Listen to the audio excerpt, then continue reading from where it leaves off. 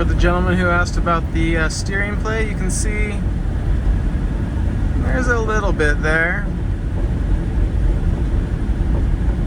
but not much. Brakes are new, work great. This thing actually has amazing brakes.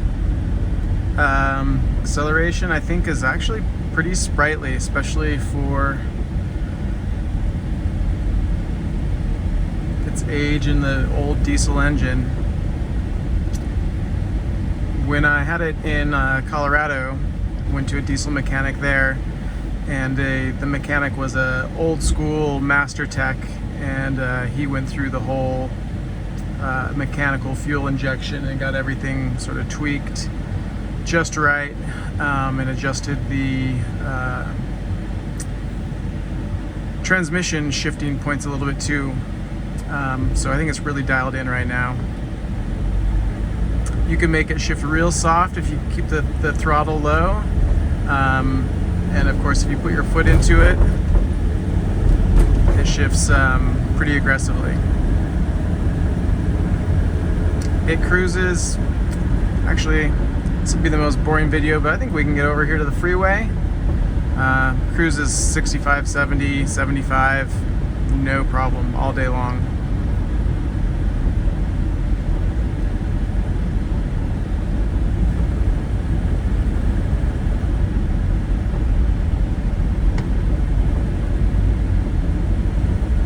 All the gauges work as expected.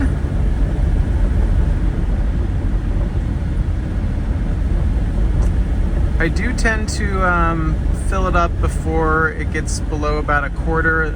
I will say the fuel gauge is the one that's sort of least reliable. When I first got the car, I did run out of gas one time. Technically rolled into the gas station on fumes, but you might even see the needle does start to bounce around a little bit unpredictably as it gets closer to empty.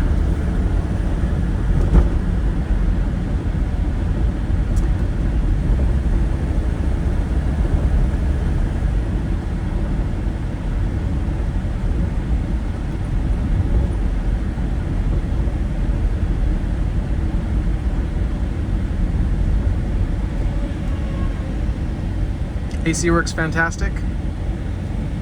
It's good enough for summer in Austin. Is probably good enough for just about anywhere.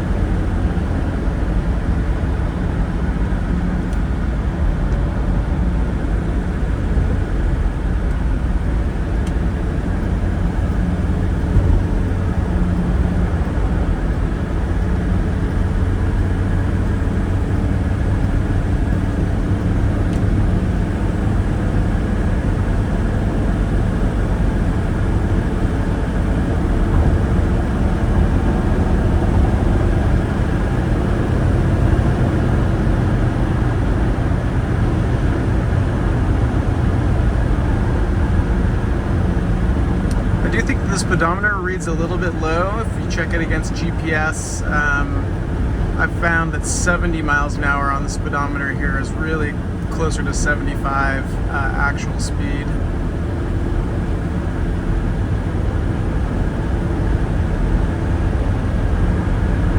See if we get a chance here to stretch our legs a little bit.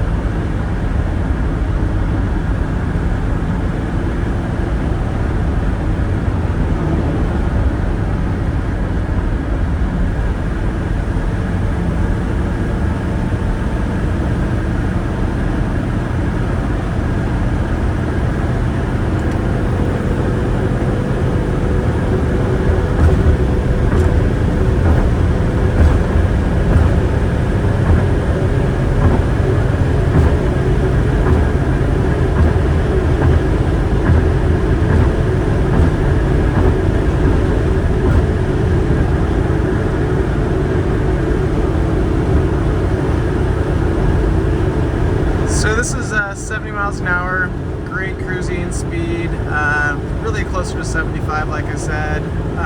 Engine turns at about 3,500 RPM. It's a little bit loud in here, you know, old cars, not as good soundproofing, but definitely comfortable, and she'll do this all day long.